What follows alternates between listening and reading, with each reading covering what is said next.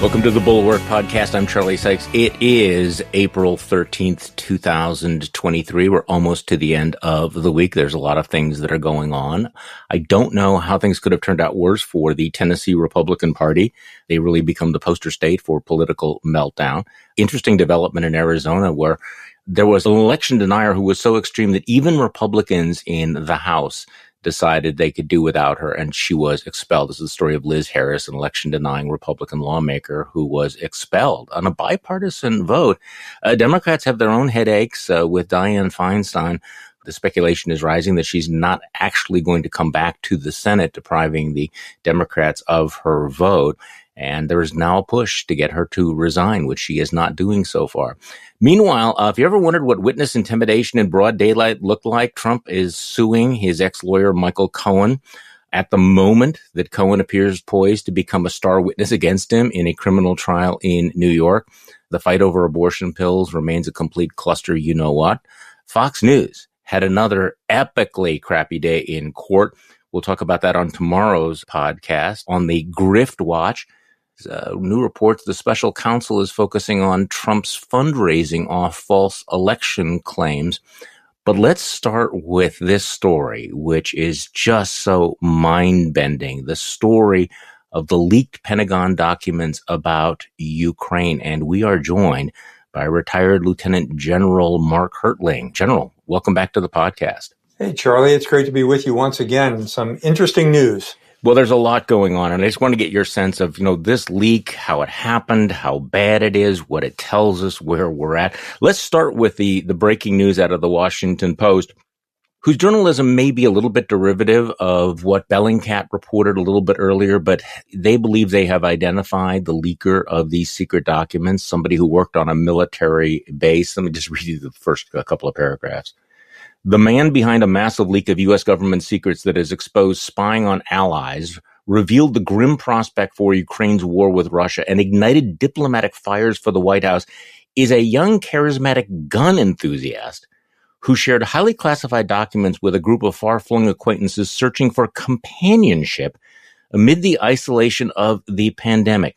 United by their mutual love of guns, military gear, and God, the group of roughly 24, mostly men and boys, you could have guessed that, formed an invitation-only clubhouse in 2020 on Discord, an online platform popular with gamers. But they paid little attention last year when a man called OG posted a message laden with strange acronyms and jargon. The words were unfamiliar and few people read the long note, one of the members explained, but he revered OG, the elder leader of the tiny tribe, who claimed to know secrets the government withheld from ordinary people.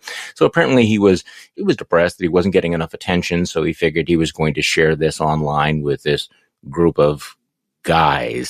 So, General, this is not Tinker, Tailor, soldier, spy type stuff. This is not the KGB. This is a bunch of lonely, bored guys on social media. So your thoughts about what we're learning about this? You're right. It isn't Tinker, Soldier, Sailor, Spy. It's more like Mickey's Playhouse.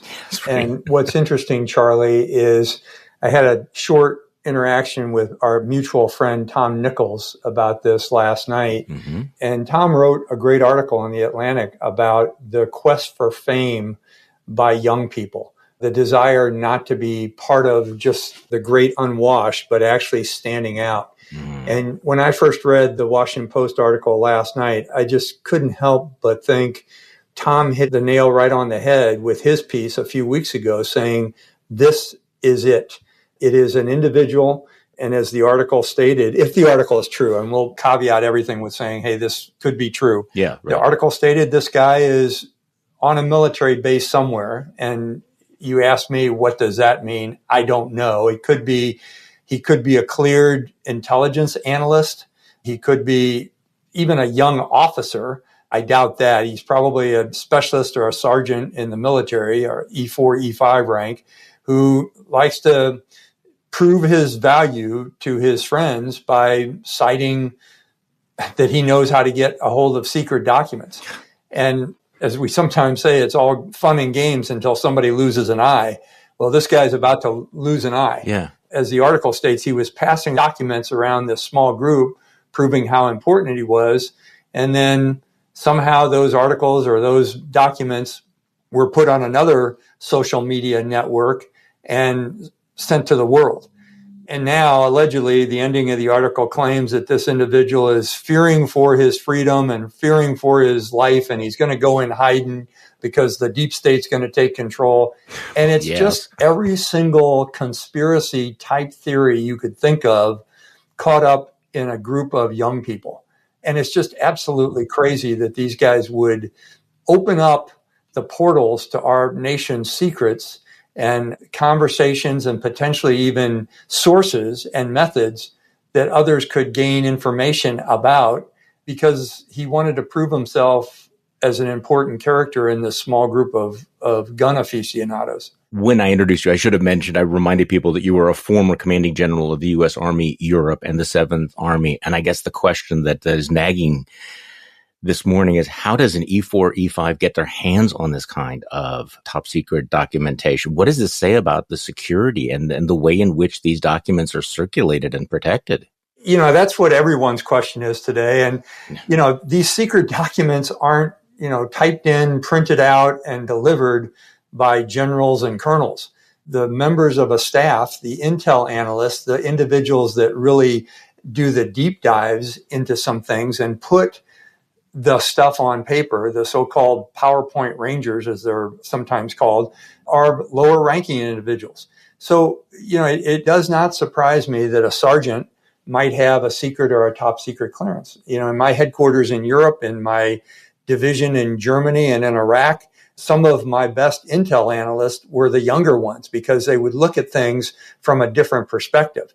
But the issue is, Charlie, these individuals go through the clearance procedures. They're vetted. They have the background investigations, especially at the top secret level, that anyone else goes through. And they sign documents that state, hey, I know if I divulge any of the secrets that I'm made privy to, that I can suffer these kinds of consequences, X, Y, and Z, in terms of prison times, fines, demotion in rank, court martials, whatever you want to say. Now, I'm assuming that the individual that's part of this group, the leader, the so-called OG, as they call him in the article, is probably a military member. I doubt he's a civilian. You don't have civilians that young doing these kind of things, but the military really runs on young soldiers doing the kinds of things they need to do. And sometimes you have free-floating electrons, like this guy obviously was, who wants to portray himself as more than he appears to be. Before we move on to the substance, just want to read from the Bellingcat report. This is the investigative collective research outlet that does fantastic work. And they reported, bizarrely, the Discord channels in which the documents dated from March were posted focused on the Minecraft computer game and fandom for a Filipino YouTube celebrity. You can't make this stuff up.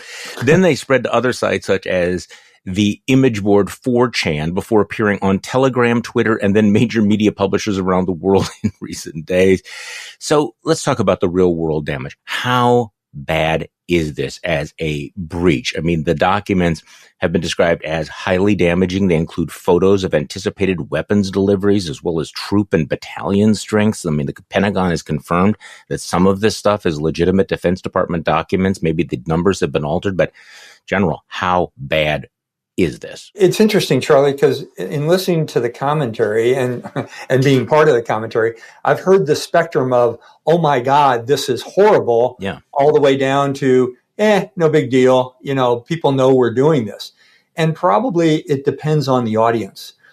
I personally don't think this will influence any kind of Ukrainian activity in their upcoming offensive.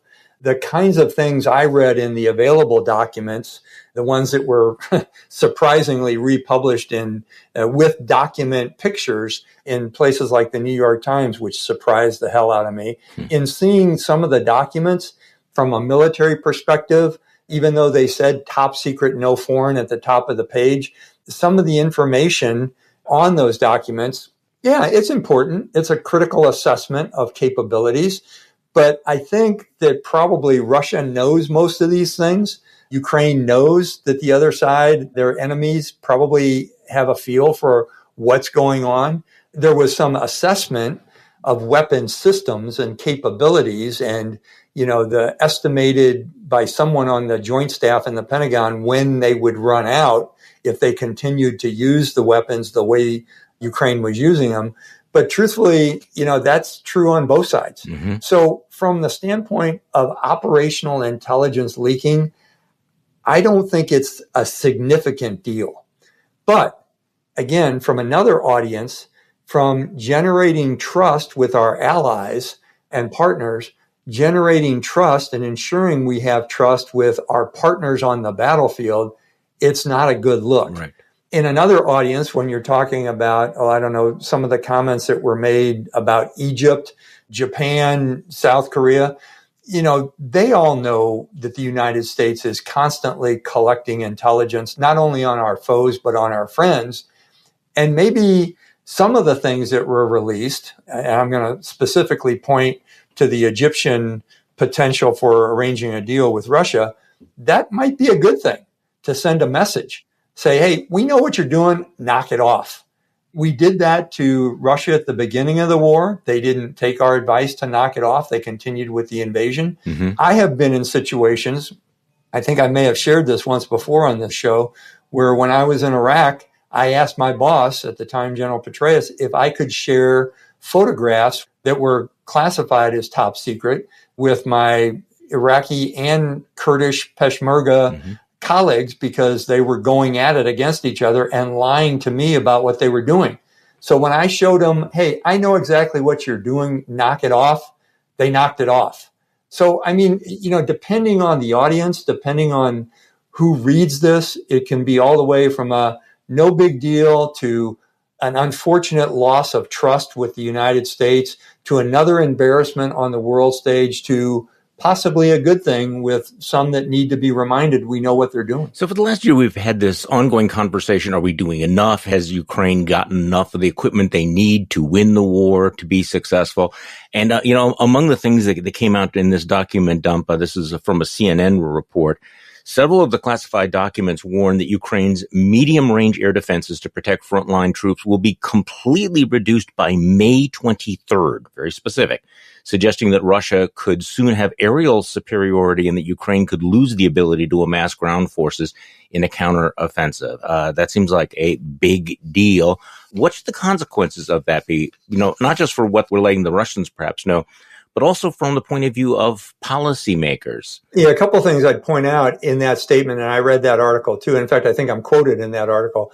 There are a lot of woulds, might, could kind of language in that. Mm-hmm. And it's all based on intelligence and logistics assessments based on what we know. Now, those assessments might be completely accurate, but I was also surprised that they put a specific date of May the 23rd when things were going to run out. And it was like, where did you get May 23rd? What if they have a free fire day where a whole lot more missiles come in? Could it be May 22nd or May the 20th? But when you're looking at documents, and that's one of the ones that was put in the New York Times that I just mentioned, it's like, okay, this is an intelligence officer and probably a logistics officer based on what they know saying, here is our assessment of where they could be. Now, in the New York Times report, what I saw was nothing but Russian systems that were listed. So is Ukraine running out of their Russian systems? Absolutely they are. That's common sense. They've been using the hell out of them. Mm-hmm. But to get to your question, what does this do to policymakers? Well, the potential of how do we resupply very quickly to counter the potential for running out of equipment. But truthfully, Charlie, Ukraine and the West and NATO have known for a long time that the use of munitions by the Ukrainian force, just like the Russian force, is unsustainable.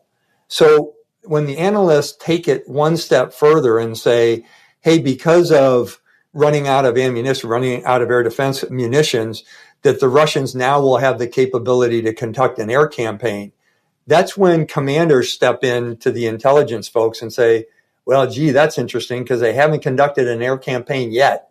Tell me how the Russians are going to do that, because they're scared to death to go beyond the forward line of troops of the Russian forces.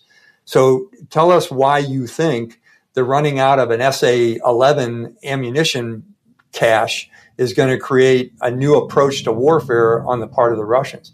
It could, but again, this is where you have to have both the assessments and the analysis and the pragmatic approach to trying to figure out what is going on the battlefield. Does that make sense? It does. I mean, and let's come back to the status on the battlefield. I want to talk about this leak because in that CNN article, they were also comparing this to other major leaks, like, Edward Snowden doing a document dump. Mm-hmm. But you made the point that in some ways this is worse because it is real time. Right. And it is exposing sources and methods, or at least it certainly could. One of the scary things, I think, is the fact that it reveals that we seem to know a lot about what the Russians are going to do before they're going to do it, which would suggest that our penetration, at least before this leak, of Russian intelligence, Russian military was much more extensive than we might have imagined. The only thing I'd say to that is, yeah, probably. So what is the danger for the human assets, or however it is that we're gathering this information then? It would be as if you would say, hey, someone's leaking secrets from inside the Pentagon. They must have a mole in there. Well, yeah, there's 25,000 people that work at the Pentagon. Let's find the mole. How do you do that? Yeah. When you're talking about getting human sources from inside other government, that is truly an art form. And it's one of the reasons why, there is such caretaking with these kinds of documents. When you look at sources and methods, you're never going to name the person. You're never going to say what they are exactly doing. Mm-hmm. But usually if you go into a classified document, it will state some kind of fact about a foreign army or a foreign government. And then at the end of the sentence, it will have in italics, here's where that came from. So as an example, me as an intelligence user, when I'm reading my intelligence book every morning, I can say, oh, okay, that's from an insider. That's probably pretty good information.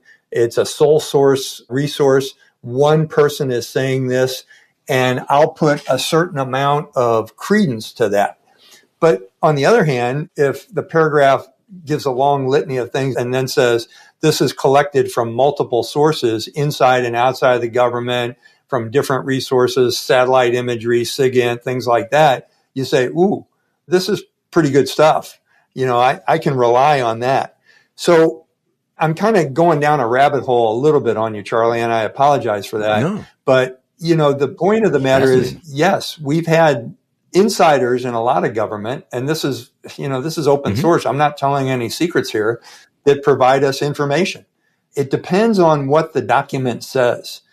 And most of the secret documents, whereas they will state the source or the potential method, it won't give you any more of a clue other than to say, oh man, if I'm Mr. Putin, I've got somebody in my intelligence services or inside of the Kremlin that's reporting this. But then again, he's known that for a while because the CIA director, I think, Bill Burns, went to Moscow before the war started and said, we know what you're doing and we know what your intent is.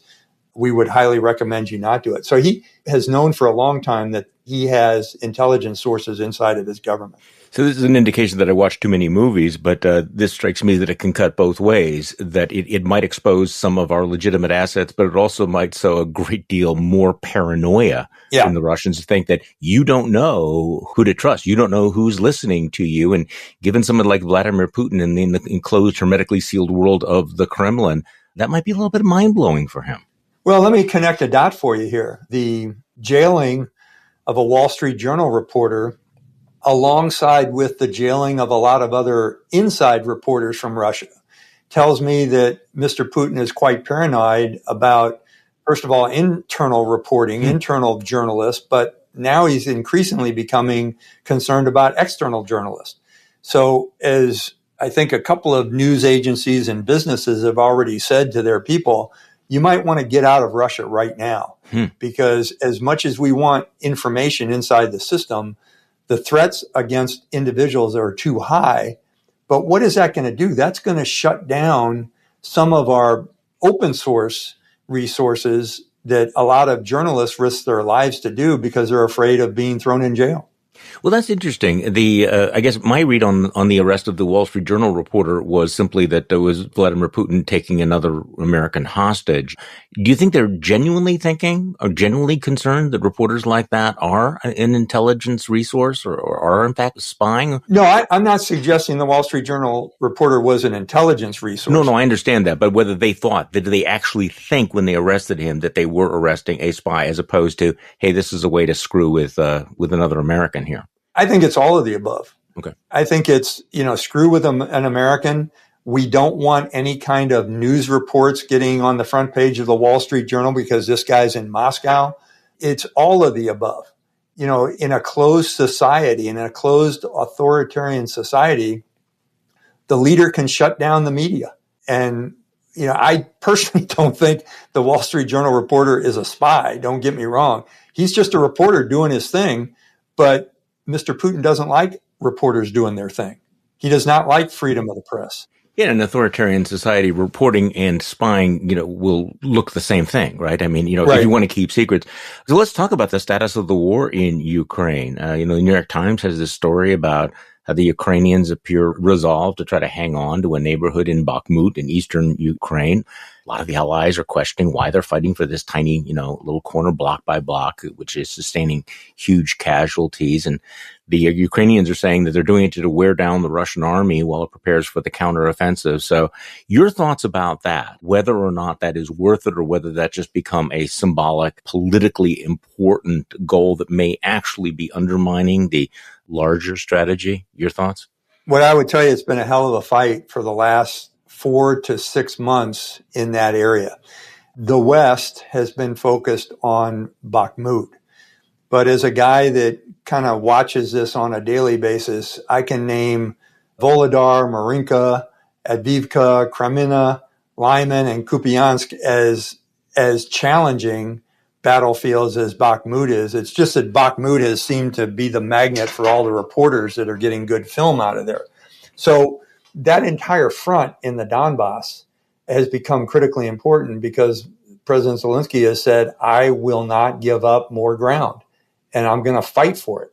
And it is a strategic political approach that has unfortunately caused the sacrifice of a lot of brave Ukrainian soldiers, but it's also caused the sacrifice times exponential of a lot of foolish Russian Wagner group and others that have continued to press the assault.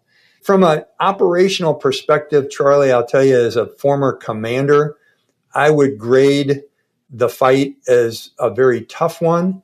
And I'm not sure if I were the general in charge, if I would have withdrawn forces, conducted a retrograde, and attempted to attack from a different direction. But that would have given up ground. Mm-hmm. And I think that violates President Zelensky's dictum that he is wanting to take back sovereign territory. Mm-hmm. So there is that political inference to an operational commander saying, stay there and fight and don't give up any more ground. And don't give Prigozhin the media opportunity to say, see that, we won. Prigozhin has really taken a hit in the Bakhmut fight, as well as some of the other ones that I mentioned. That's a good thing because that's caused more turmoil within the Kremlin. And I think that's probably of great strategic value. So let's go back to this question about ammunition. I mean, the Times quotes a commander saying that they have at times run low on ammunition and they think the Allies have been slow with deliveries. There are real challenges, aren't there? Getting all of the ammunition, whether it's from our stores or whether the Koreans have certain things.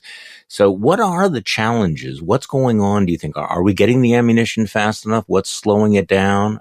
Might that change? Do they have enough ammunition to wage a counteroffensive, an effective counteroffensive? Well, those are a bunch of questions. I'll try and answer all of them. The first part is, well, since about July, both the Russians and the Ukrainians have been fighting an artillery battle. That is not the way the West, and especially the U.S., fights battles. We don't rely only on artillery. We have combined armed forces of aircraft, helicopters, artillery, missiles, all the things that Ukraine doesn't have. And we can talk about that in just a second, too. So the Soviet artillery school used to be in Ukraine. Mm-hmm. So both the Russians and the Ukrainians have a long history of depending on the king of battle, artillery.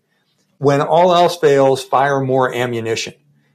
Now, Ukraine has adapted a little bit as soon as they got the M777s and the Centurions and the HIMARS to say, hey, this precision weapon system is a whole lot better than just firing a bunch of rounds in an area, which is what artillery does, to try and disrupt psychologically and physically an advancing force. It's a whole lot better if you go precision and actually strike the target and you use less stuff. Unfortunately, they don't have enough of that either. They've got a lot of it, but not enough to hit every single target. Mm-hmm. So it's a combination of just using the old Russian artillery that Ukraine has and firing the amount of stores of artillery rounds that they have while integrating some of the new systems that they've received from the West, which are more precision-based, without having the capability of a combined air-ground fight with very good precision airstrikes on key locations. That's a mouthful that I've just given you. I wish I had a whiteboard that I could draw all this out for you. The last few days, this gruesome video showing Russian soldiers beheading a Ukrainian soldier probably over the summer, and the way in which the Russians appear to be more and more openly, and I'm talking about things on state media as well as, social media, where they're really, embracing this kind of, ISIS-like savagery.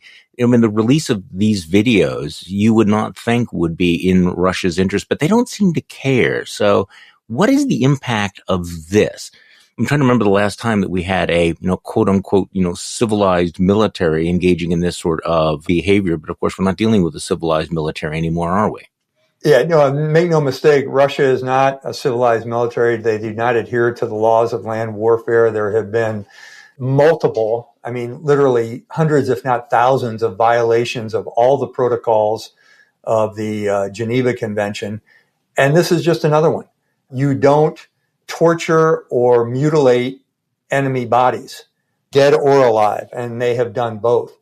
I don't know what more information is needed, but the Ukrainians are gathering it day by day in terms of the amount of war crimes that I would say are on the, if you look through historical examples, this has been, especially in an open source environment where there's film and social media and back and forth, this has been just a dynamo of Hague violations that people will be tried for.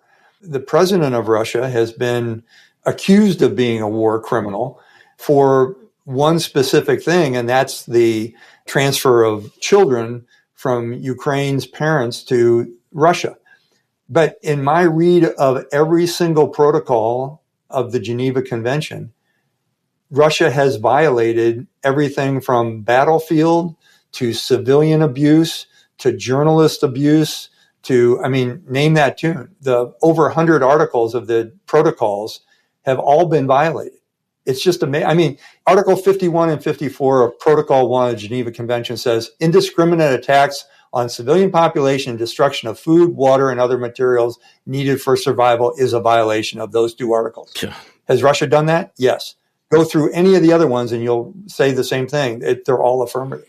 And yet this was the week when former President Donald Trump sat down with Tucker Carlson on Fox News, and there was a lot of things that he talked about, but the one that I think has raised the most eyebrows is that once again he fawns on some of the world's most brutal thugs, including Vladimir Putin, who he again described as this absolutely brilliant individual. And of course, he said the same things about Kim Jong-un and about President Xi of China. So no indication whatsoever that the genocide, the war crimes, any of this changes his opinion of them. And it comes at a time, as you point out, when, the evidence of the war crimes of Russia, are mounting. They're becoming, a fire hose. But it also comes at a time when we are heading toward, a military standoff with China, where they're clearly rattling their sabers. So what does it say to you that the former president continues to be locked into this incredible admiration for some of the world's worst actors, but also some of the more dangerous geopolitical foes that we face. It tells me, first of all, that I don't understand his definition of brilliant, because every one of those three that he named in that interview have failed miserably in terms of either their military, their economy, or just their status on the world stage. But secondly, it tells me that he admires them for some reason. Mm-hmm. And the admiration is probably centered on they get to do whatever they want and they can squash all opposition and they are above the law because each one of the three of them are within their own country. They're all dictators. They're authoritarian figures. In the case of Putin, he's also a kleptocrat. So I guess it just tells me what Mr. Trump admires, and that is the ability to do whatever the hell you want as a monarch or as a leader of a country that is not in line with our Constitution. And I'd also refer back to the fact that every single elected official who might be supporting those actions or not going against it are violating their constitutional oath to support and defend the Constitution of the United States against all enemies, foreign and domestic. Not just Trump, but anyone who refuses to counter him on that is not defending the Constitution domestically. That's my view. That's perhaps a simple approach, but that's kind of the way I see it as a soldier. I want to talk about how you see this as a soldier, because, Donald Trump is just reminding us who he is, because he said this before, but there are real world implications for this because he is running for president. He is the leading Republican candidate for president. The timing seems important because we are gearing up for some kind of a confrontation with President Xi, the Chinese. We have men and women in uniform, and they're hearing Donald Trump praise how brilliant this guy is and how incredibly stupid and weak and slimy, whatever word you want to use, that, to describe our American commander-in-chief. I mean, how does this sound to hear the former president denigrating our military and our leadership at a time when he is praising the Chinese who are rattling their sabers? Well, I learned never to speak for all of the military, Charlie, and it's because anyone that's wearing the uniform of the country is pulled from the society. And the divisiveness we have in our society, the divisions that are there without a look at the logic, reason, and passion for ideology and what we believe in, our so-called American values, that are stated in numerous documents, have been stated in various speeches throughout our history, things that we allegedly stand for. It just seems that some haven't really been thoughtful enough to say, do I stand for that or not? And this is a case that there are some in the military who probably think Mr. Trump is the greatest thing going because he's strong and tough, which I personally don't believe he's either of those, that he's thoughtful, which I personally don't think, and that he has the best interest of making America great again, which I think is a catchphrase that's not attached to reality. But I would also say there's probably more within the military, and we're seeing polling data on that there has been a shift within the military since the Trump ages that says that there is an increasing lack of support for that kind of dialogue, for that kind of false strength. But I can't say 100% of the military is going to be upset. But from a commander standpoint, what I'll tell you is when I was commanding U.S. Army Europe, and people would come up and ask me about different things that were going on in the United States. Allies would come up and ask me about that. I had to be a representative.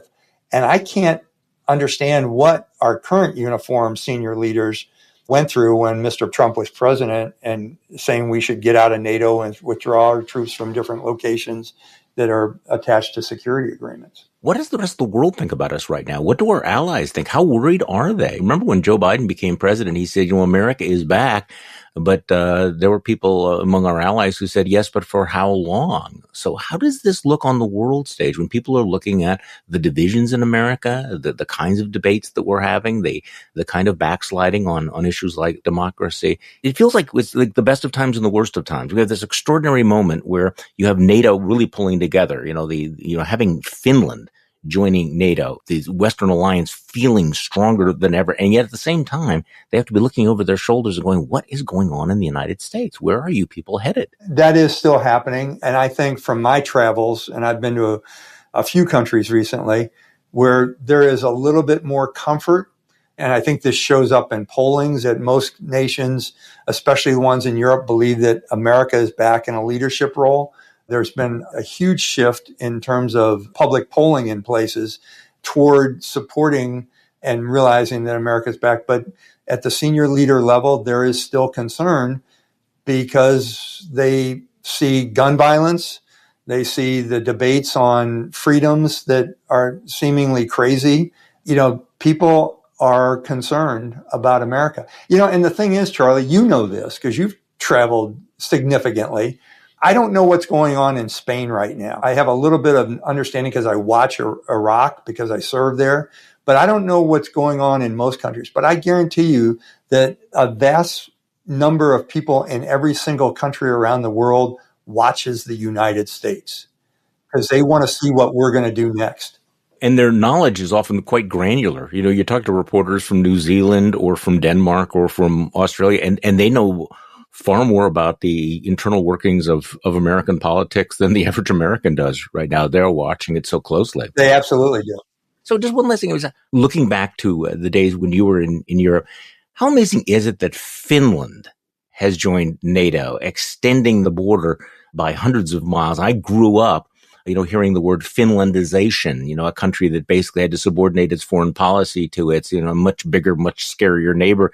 And to have little Finland standing up in this particular way is really one of those extraordinary moments in geopolitics, isn't it?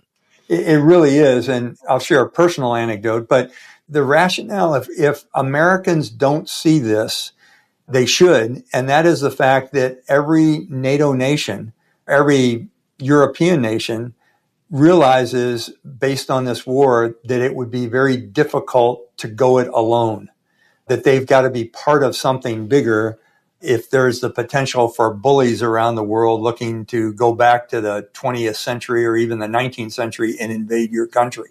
And they want to be part of a security agreement. And make no mistake, the countries in Europe who were once under Russia's thumb, the ones that were part of either the former Warsaw Pact or the Soviet satellite system, never want to go back to that. And for Putin to say that anyone was coerced into joining NATO is an easily refutable claim, because every single one of those nations that are now part of NATO had to work very hard to meet the requirements of the Members Access Program, the MAP, to get in. And it's because they don't ever want to go back to what they used to have under Russia. Finland does it. The anecdote I was going to tell you is I spent a lot of time in Sweden because we had a training center there as a partner. The chief of their ground forces was a guy by the name of Bern Grundevik, who became a very good friend of mine, 3-star general. And every time I went there, I said, kiddingly said to him, so when are you guys going to join NATO? And he said, our politicians don't understand yet why we should. Now they understand. So the militaries have understood for a long time. Sweden needs to get in too. But that is kind of an indicator of why a collective security agreement in either Europe or other places in the world is very important. General Mark Hertling is a retired lieutenant general and CNN military analyst. He is a former commanding general of U.S. Army Europe and the 7th Army. General, thank you so much for coming back on the podcast. It is always a pleasure, Charlie. Thanks for all the things you're doing too. Well, I always feel smarter after I talk with you. And thank you all for listening to today's Bulwark Podcast. I'm Charlie Sykes. We'll be back tomorrow, and we will do this all over again.